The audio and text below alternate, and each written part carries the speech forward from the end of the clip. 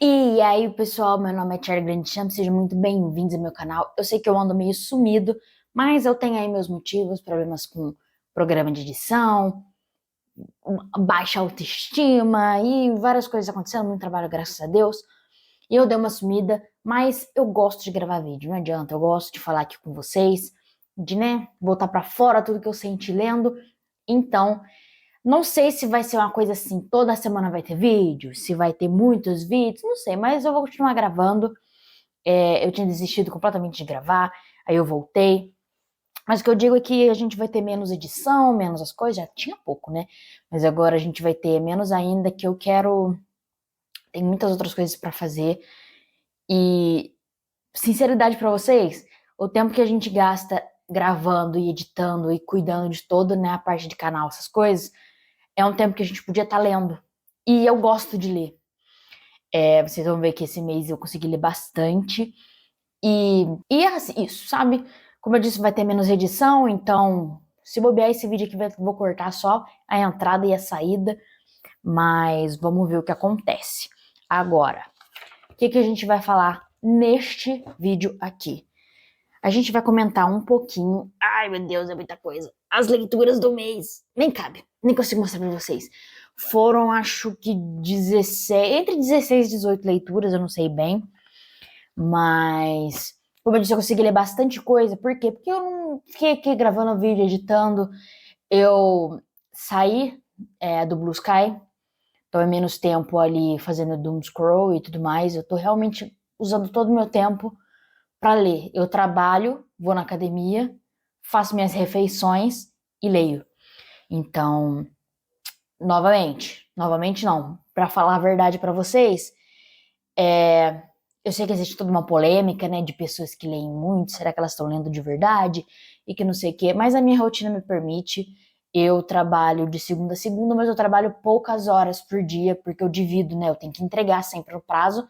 Eu tenho um prazo para entregar os filmes, então eu divido um pouquinho de trabalho todo dia e eu consigo separar bastante tempo para ler. É o que eu gosto de fazer da minha vida. Eu não tenho assistido muito filme, não tenho assistido muita série, não tenho lido outras coisas além disso aqui. Então, é por isso que eu consigo ler bastante, porque é a principal coisa que eu faço, é o que eu gosto de fazer e eu dedico cada minuto que eu posso para isso. Então a gente acaba lendo muito. O que aconteceu de novo esse mês? Eu comecei minhas leituras teóricas de temas da faculdade, ou então só coisas que eu tenho interesse, não ficção em geral. Também li minhas ficções deliciosas, crocantes. E vamos lá, vamos pro que a gente leu esse mês. Eu comecei o mês muito de bobeira. Eu tava fazendo uma leitura um pouquinho mais extensa. E aí eu falei, cara, esse livro aqui eu comprei ele parece ser tão facinho de ler, tão rapidinho, que foi A Aventura do Livro, do Navegador, do leitor ao navegador, do Roger Chartier, que na verdade é uma conversa de um outro estudioso, é o Jean Lebrun, eu acho.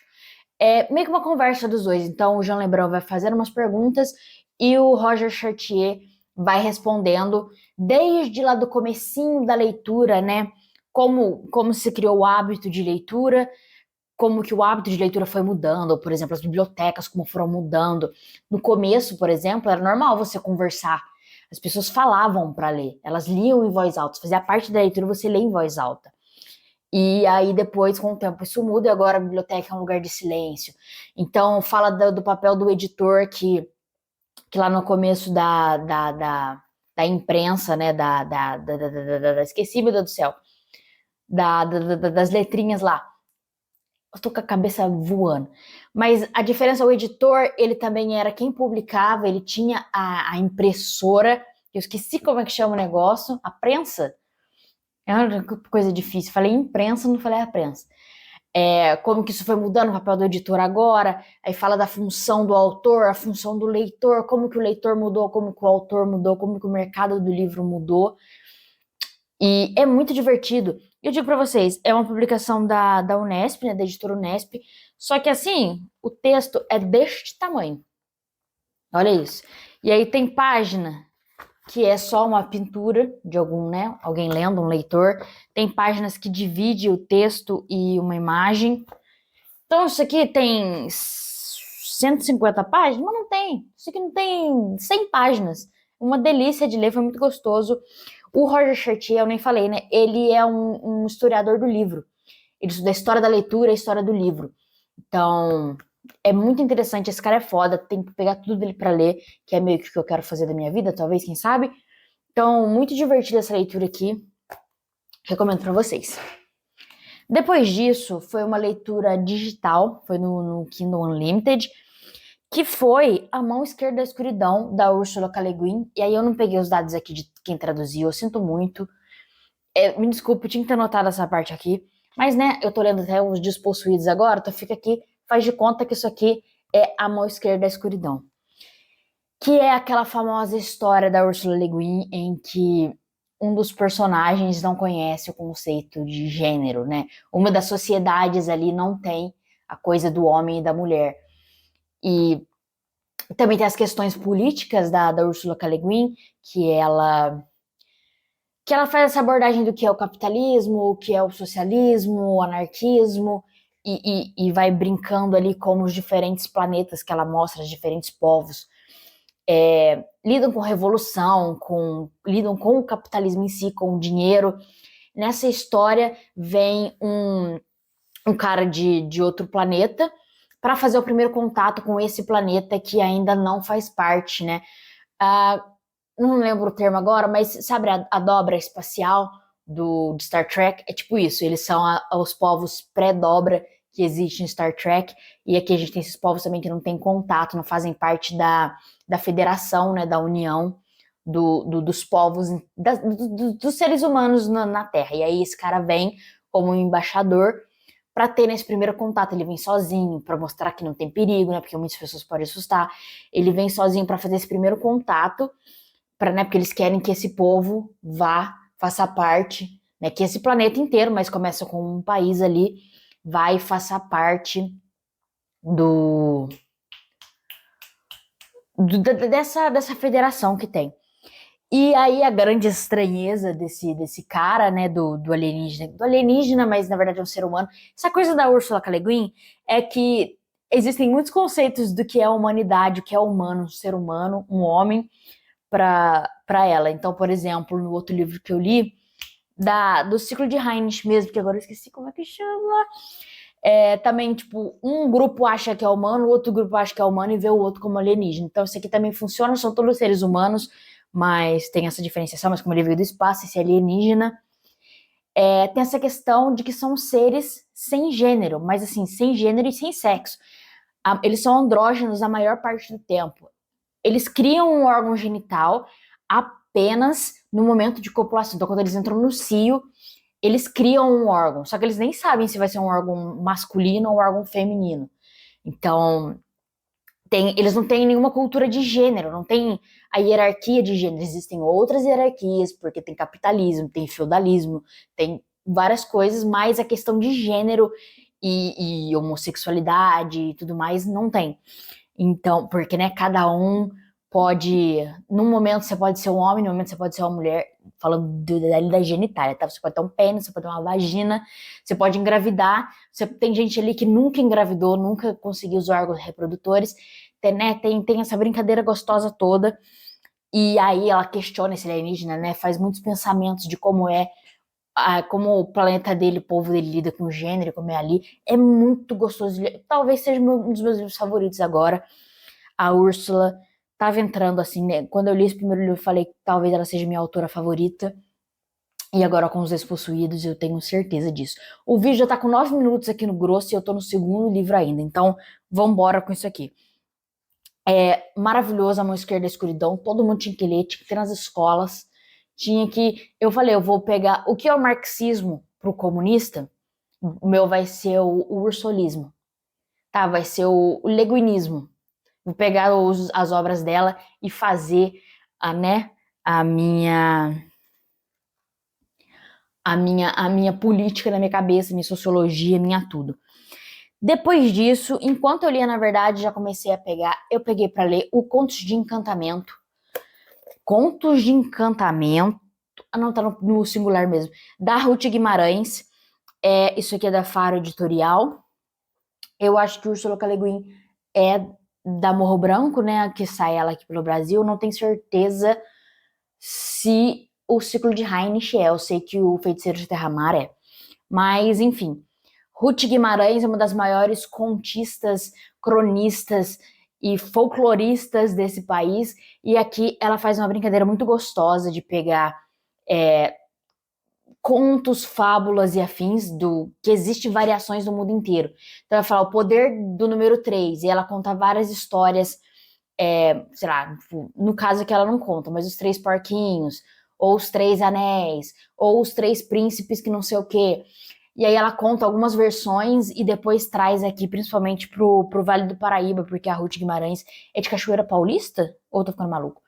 Mas ela é aqui de perto da minha religião, da minha região, e é uma delícia de ler. Tem sempre alguns comentários assim.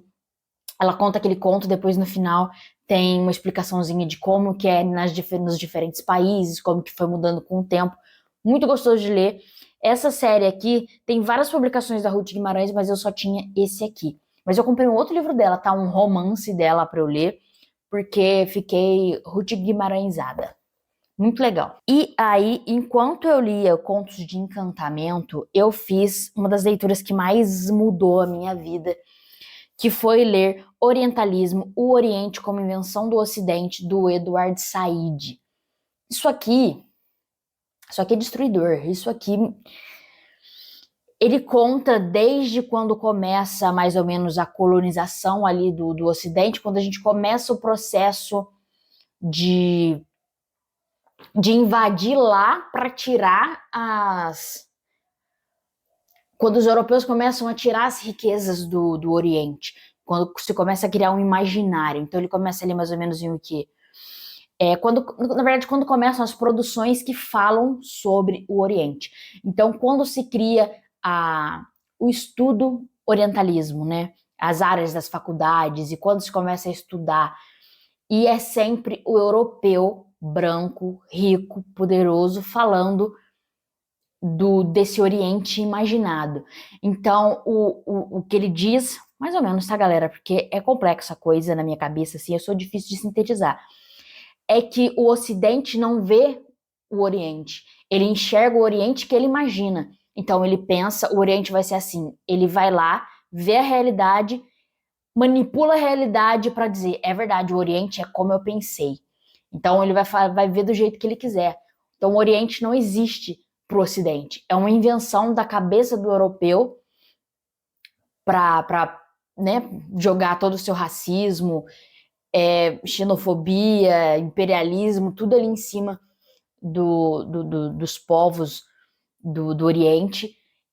E, cara, isso aqui tem, deixa eu ver, de texto mesmo, são 466 páginas, tem um prefácio atualizado, tem uma introdução e depois no final tem um pós-fácio também do Edward Said.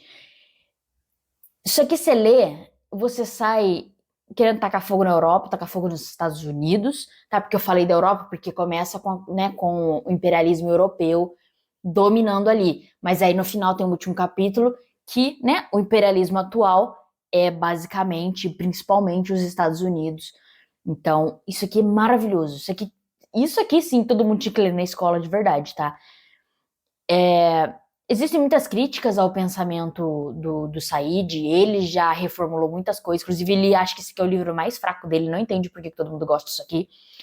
Mas o Said é um palestino, ele é egípcio-palestino, eu acho. Então, né, nessa questão toda que estamos agora, que ele já comenta, inclusive, esse livro é de 78. E aqui a gente já vê muita coisa que a gente tá vendo aqui ainda agora, porque as coisas não mudam e é tudo uma merda. Mas eu não vou fazer livro disso, eu não vou fazer vídeo disso aqui sozinho, não, porque eu acho que eu não tenho, sabe, base, eu não tenho conhecimento, não tenho outras leituras para amparar isso aqui, nem para fazer críticas, nem para fazer elogios, críticas negativas ou positivas. Então, só fica aqui que eu li isso aqui. Nenhum livro teórico ou não ficção que eu tô lendo, eu tenho culhão de gravar um vídeo sobre ele, tá? Então, nem adianta pedir. Depois disso, eu fiz uma leitura muito rapidinha de A Rota da Seda, do Otávio Luiz Pinto. dessa série aqui da editora Contexto, que são livros para professores usarem de base, principalmente, né, para dar aula, mas também para pessoas que querem se introduzir no tema. Então, se você quer conhecer o que foi a Rota da Seda, esse livro aqui é perfeito, tem 118 páginas, é uma delícia de ler. Aqui, ó, o querido Otávio. Ele é um dos grandes nomes que estuda a história da África aqui no Brasil. E também ali, como estuda a Rota da Seda, né, que faz aquela ligação toda, ele também estudou muito a Ásia. Mas é um dos grandes nomes para se entender a Rota da Seda aqui no Brasil. Incrível, é uma leitura deliciosa de fazer. Eu anotei várias outras leituras para fazer. Sabe, a gente tem que aprender mais sobre a Rota da Seda, porque é muito gostoso você imaginar ali aquelas trocas culturais que a gente, né, pensa só na Europa chegando, trazendo cultura. Não, aqui já tinha muita cultura, culturas deliciosas acontecendo, trocas culturais, lógico que guerra e dominação e tudo mais, mas, sabe, um ambiente cosmopolita, maravilhoso. Isso aqui foi muito gostoso de ler. Eu fiz uma leitura do meu primeiro Graham Greene, que foi o Americano Tranquilo, que não vai dar pra ler porque já sumiu aqui, ó, o nome. Essa edição é belíssima. Essa edição aqui, sem tá gasta, é muito linda. Mas eu li o Americano Tranquilo, que é ali na região da Indochina. O livro se passa na região da Indochina. É um jornalista inglês que tá contando os dias dele ali, pré-Guerra do Vietnã, tá? Então, eu comecei a ler isso aqui achando que se passava durante a Guerra do Vietnã. Mas não, esse livro foi lançado no ano que estoura a Guerra do Vietnã. Então, assim, todas as críticas feitas aos Estados Unidos aqui, todo mundo sabia que os Estados Unidos era uma merda e ia fazer cagada. E é muito gostoso de ler. O Graham Greene, ele era metido com os comunismos da vida aí. Ele era, inclusive, trocava cartinhas com o Fidel Castro. Ele ajudou na pré-revolução cubana. Ele fez doação de coisas que os rebeldes fossem talvez utilizar. Ele doou roupas, eu acho, coisa para aquecer eles. Então, tem uma visão muito crítica do capitalismo aqui, do imperialismo americano, do imperialismo de outros países também, francês, né? Porque ali na época quem dominava a região do Vietnã, ali na Indochina, era a França, principalmente. Os Estados Unidos queria aquela região, e aí eles fazem tudo de ruim no mundo. Muito gostoso de ler, politicamente falando, mas também é uma história que tem... O Graham Greene é muito bom. Ele te fisga ali, o personagem não é tão gostável assim, mas ele tem o quê do jornalismo ali, o personagem é um jornalista, ele tem... É gostoso de ler isso aqui. No começo eu demorei um pouquinho pra entrar no mundinho, porque, né, minhas leituras não tinham sido muito nessa vibe já tem algum tempo. Então, mas foi bem gostoso de ler. Até peguei outro Graham Greene já, eu acho, pra ler. Aí, O Nosso Homem em Havana, O Homem em Havana, sei lá. Então, bem legal isso aqui. Também recomendo, porque eu gostei bastante de Graham Greene. Quero ler tudo do Divo. Eu também li... Ó, eu acho que esse foi o meu livro favorito do mês. Assim, eu amei ler Ursula K. Le Guin. Mudou vidas. Talvez seja o meu livro favorito da vida, assim, entrou pro top 10 da vida. Mas isso aqui foi a leitura mais gostosa de fazer, que foi Ascensão e Queda dos Dinossauros, uma nova história de um mundo perdido, do Steve Brusatte. Cara, isso aqui, ele conta desde lá do comecinho, né, quando as coisas que viraram dinossauros surgiram, até, né, o fatídico dia em que os dinossauros se foram da Terra. E o Steve Brusatte, é um grande nome na paleontologia. Ele é novo, né, comparado a muitos velhos que a gente imagina quando pensa em paleontologia. E ele viveu grandes momentos, cara. Várias descobertas, tipo uma das comprovações de que o dinossauro tinha pena e tal. Tem um fóssil lá na China. Ele vai visitar logo no começo. Ele tem amizade com todo mundo. É muito lindo ele falando dos amigos dele. Ele fala, foi descoberto por fulano de tal, que tem uma bunda gostosa e um pescoço cheiroso. Ele não fala isso, tá? Mas ele vai elogiando todos os amigos dele. É muito gostoso de ler, ele é divertido, ele é um nerdola de dinossauro, mas ele conta tudinho, como é que... quando descobriu o Tiranossauro, tem 2 capítulos só pra ele, tá? E é uma delícia de ler. Cara, eu queria que todo mundo lesse isso aqui pra ficar apaixonado por dinossauro também. Acho que a maioria das crianças teve uma fase de ficar fascinado por dinossauro. Mas, cara, que delícia. Tipo, vocês sabiam que aqui não teve o Tiranossauro Rex? A gente não teve, na verdade, toda os tiranossauros em geral, a gente não teve aqui na América do Sul. A gente teve muito pescoçudo, muitos brontossauros e tudo mais. Muitos pescoçudos, os maiores pescoçudos. O maior pescoçudo, eu acho, inclusive, é na Argentina, que ele foi encontrado. Então aqui a gente tem muitos pescoçudos. Foi também aqui, quando estava na Pangeia ainda, né? Todos os continentes grudados. No que viria a ser a América do Sul, onde surgem as primeiras vidas de dinossauro também, porque o clima era menos terrível do que a América do Norte, até que eles vão conseguindo subir, acontece a separação e tudo mais. É uma delícia de ler, eu me apaixonei ainda mais por dinossauros, eu quero ler muito mais livros de dinossauro agora, porque assim, é incrível.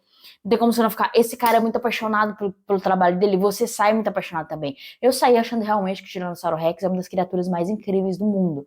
É um bicho fantástico. E nunca teve ovo, tá? Nunca acharam um ovo de Tiranossauro Rex. Só pra vocês saberem essas curiosidades. Quando eu terminei de ler isso aqui, meus amigos tiveram que aguentar eu falando o tempo todo do dinossauro. Eu falei 1 milhão de curiosidades de dinossauros, uma delícia, todo mundo tem que ler isso aqui. Eu nem tô falando quem fez a tradução das coisas, né? Essa tradução desse aqui é da Caterina Pinheiro, inclusive, parabéns, Caterina, por traduzir isso aqui. Eu acredito que você seja uma cientista também, de alguma bióloga, alguma coisa, porque eu não fazia ideia de como traduzir as maluquices que ele fala aqui. Depois disso, eu terminei a leitura de Algo Sinistro Vem Aí, do Ray Bradbury, da Bertrand de Brasil, com tradução do Jorge Luiz Calife. O livro dos dinossauros é da Record, tá? Eu sempre ouvi falar desse livro, é a leitura favorita de vários amigos meus, um dos livros favoritos, inclusive do Hugo, do Legado das Palavras, eu acho que é um dos livros favoritos dele. Mas eu não sabia direito o que era. Então eu peguei pra ler, assim, eu sei que é um livro interessante, tem uma pegada de terror, do Ray Bradbury, e eu peguei pra ler. E no começo eu não gostei muito, vou falar pra vocês, eu tava achando chato, enrolado, ele fala com muita poesia, e fala como se rimasse como poemas e tudo mais, é meio complicado de ler quando você não tá preparado pra isso. Mas no final eu fui achando deliciosa a leitura, ele diminui um pouco isso, ou eu me acostumei, mas daí acontece a história desses 2 garotos, que são melhores amigos, e do pai de um deles, que é um bibliotecário. Então ele fala que o bibliotecário, que o pai deles é velho, eu achava que o homem tinha uns 70 anos, o homem tem, sei lá, 50. E eles falam tipo um velho decrépito no fim do corredor quando vai apresentar o homem, e o homem tá novo. Enfim, o conceito de velho... Tem uma parte que fala de uma senhora velha também, que eu achei que era uma velha decrépita, ela tinha tipo 52, o pai tem 56. Gente, pelo amor de Deus, o Ray Bradbury sabe o que é velho, não? Mas esses 2 garotos, e chega esse circo macabro na cidade, e eles precisam enfrentar esse circo, porque, né, coisas terríveis acontecem. Muito gostoso de ler no final, tá? Eu não sei se isso aqui vai agradar todo mundo por causa desse começo. Se você começar a ler e se acostumar com essa coisa poética, talvez você goste muito. Se você não gostar disso, talvez você não goste nada. Mas, leitura legal. Depois disso, eu fui pra minha leitura de História do Brasil, Política do Brasil, sei lá, Antropologia do Brasil, Pensamento Cultural Brasileiro, que eu fui ler A Formação das Almas, O Imaginário da República no Brasil, do José Murilo de Carvalho, porque esse nome é incrível. É uma leitura que, assim, logo que eu comecei, eu falei que tava me sentindo burra, aí minha amiga falou, não, essa leitura é um pouquinho difícil mesmo, não é uma coisa muito fácil. Eu falei, então tá bom. Mas depois que eu comecei a ler, que eu me acostumei com a escrita dele, com toda a ideia da coisa, eu achei até que bem gostoso de ler.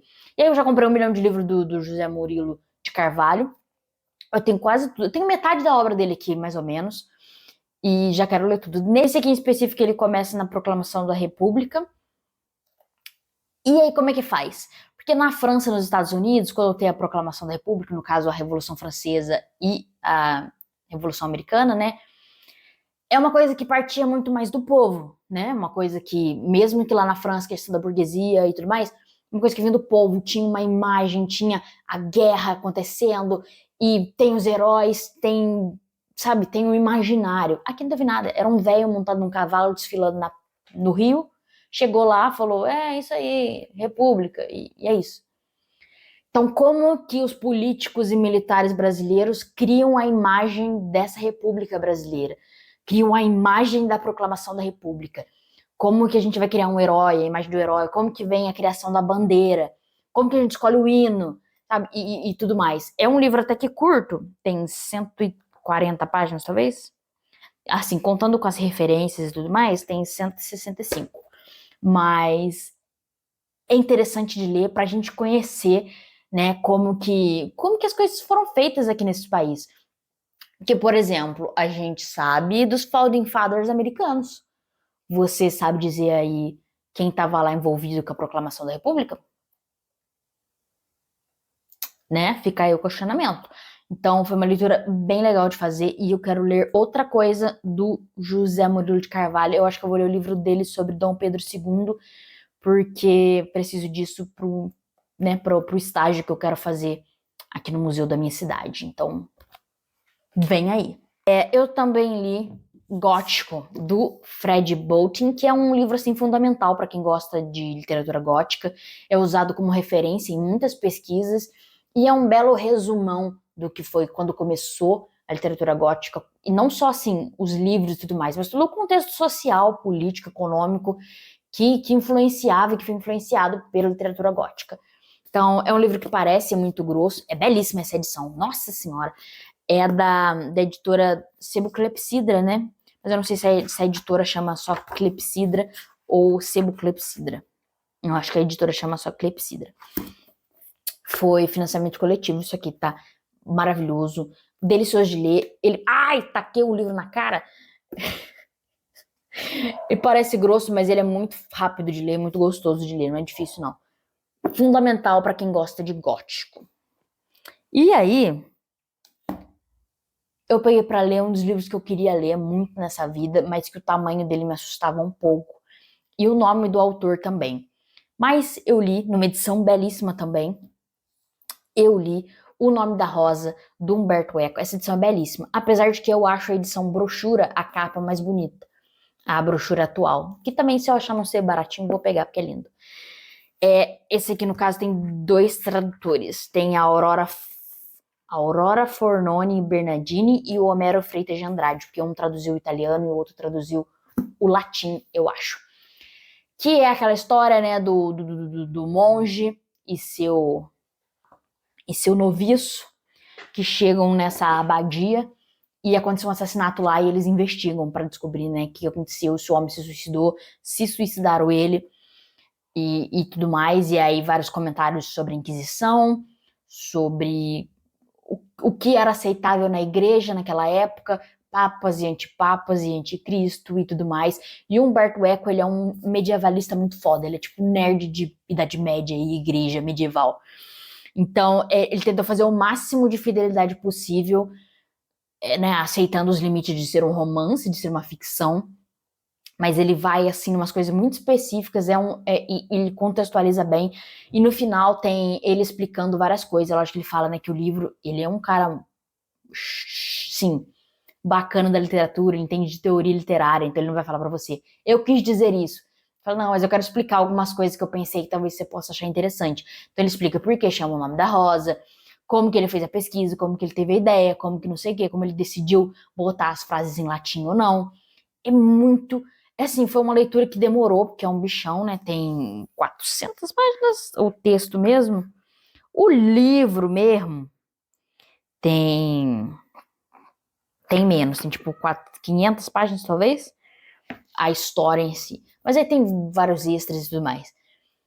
É uma leitura que não é tão rápida de fazer, porque, né, tem várias passagens. Ai, eu machuquei minha mão.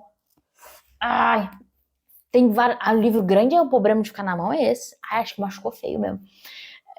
Tem várias passagens em latim, tem várias descrições de prédios, tem várias reflexões na cabeça profundas sobre religião. Então, assim, é uma leitura fácil de ler, mas é uma grande fofocaiada, disfarçada, tudo para disfarçar uma fofocaiada. É monge contra monge, sabe, furar o olho do outro, facada nas costas.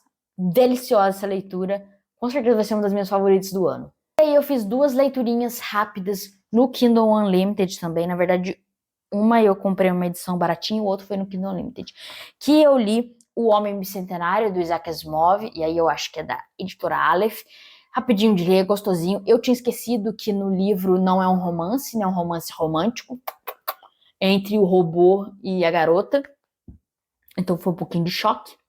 Mas achei uma leitura bem bacana, bem interessante. Eu gosto de Asimov. Tem gente que não gosta. Inclusive, eu já vi uma pessoa que leu várias coisas do Asimov e não gostou, e leu Homem Bicentenário e gostou. Então, assim, fica aí, né? E aí eu li também a novela Who Goes There, do... Como é que é o nome dele? John W. Campbell. Que é a novela que inspirou o The Thing, do John Carpenter. E assim, é legal de ler, é bacana de ler, você sente a coisa toda do frio, ainda mais que eu tava falando no frio, né? E é gostoso de ler, mas não tem a mesma atmosfera do filme. O John Carpenter é um gênio, é o meu diretor favorito, mas aí cada um com seus problemas. É, é legal, mas o filme é mais legal. Então, assim, vamos ser sinceros. Depois disso, eu li. Ai, tá até com um negocinho aqui dentro. A história da América Latina, da Maria Lígia Prado, da Gabriela Pellegrino, também da editora Contexto, nessa série deles aqui, fininha. Que o legal disso aqui é que é uma leitura rápida para você pegar um resumão de um tema, só que não é um resumão assim superficial, sabe? É um resumão aprofundado e que te dá muitas ferramentas para você ir atrás de outras coisas. E aqui a gente tem, desde que chega os colonizadores, no caso aqui foca na América Latina espanhola, tá? Porque a história do Brasil tem uma diferenciação, até por ser uma colonização portuguesa, né? Os modelos de colonização não são tão parecidos assim, apesar de serem bem parecidos. Mas uma leitura muito gostosa de fazer, me deixou querendo ler muitas coisas. Eu saí disso aqui anotando vários livros para ler e fiquei interessada em vários personagens históricos aqui para procurar depois e já salvei vários livros no carrinho aqui numa lista da Amazon que tem que comprar. Ler história, livros de história, é um grande esquema de pirâmide, porque você vai ler e quer mais coisa. Inclusive, próximo livro aqui é um grande exemplo disso, que foi o quê? Eu li O que é História Cultural, do Peter Burke, que é um grande historiador cultural, da teoria da história cultural. Essa aqui é a edição da Zahar, com tradução de Sérgio Góes de Paula, ou Góes de Paula. O meu livro veio deformado, eu não sei o que aconteceu, mas ele veio com um negocinho aqui. Mas isso aqui é uma grande histórico do que é a história cultural, de como ele foi mudando, os vários estilos de história cultural que você tem. É uma área da história que não é muito bem definida, tem gente que vai dizer que é uma coisa, tem gente que vai dizer que é outra, se mistura com muitas outras coisas, porque a história, em geral, que a gente aprende, é que você precisa de várias outras coisas. O historiador não é puro, você tem como ser um historiador puro, sabe? Você vai ter que pegar outras áreas, buscar outras coisas e juntar tudo para fazer sua pesquisa.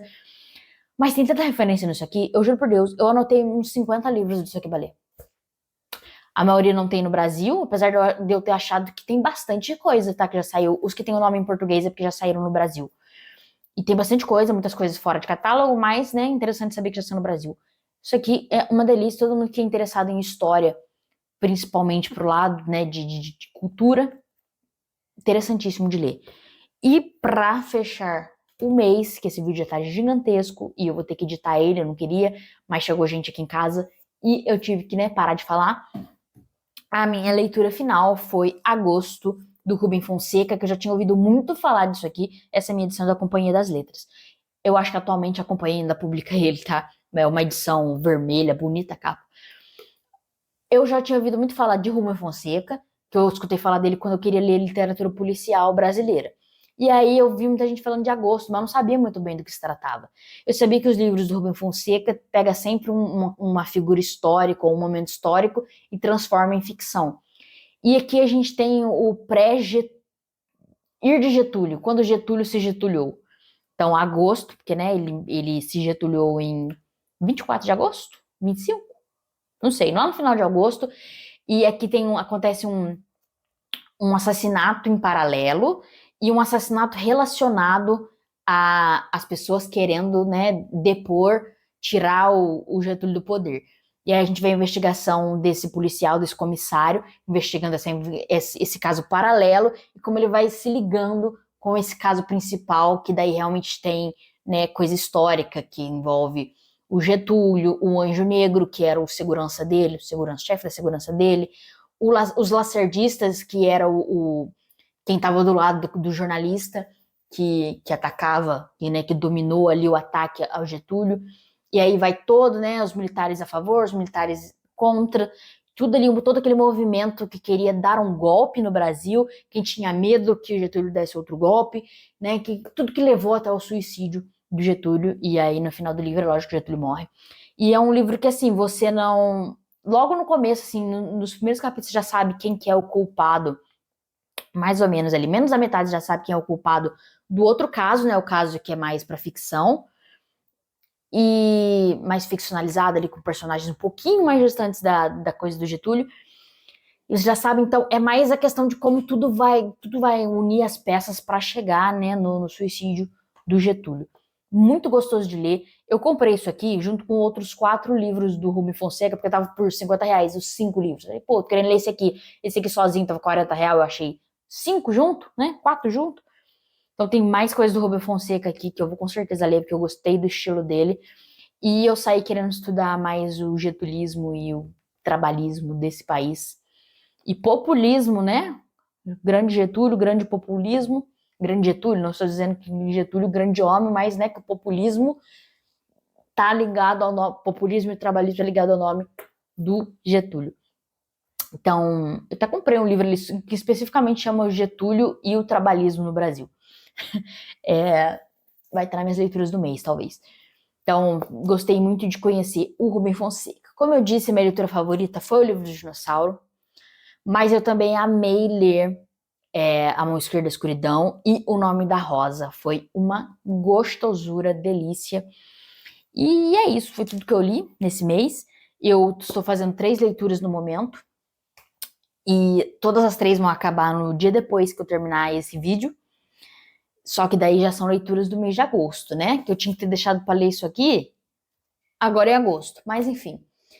Eu tô lendo, como eu disse, Os Despossuídos, da Ursula K. Le Guin.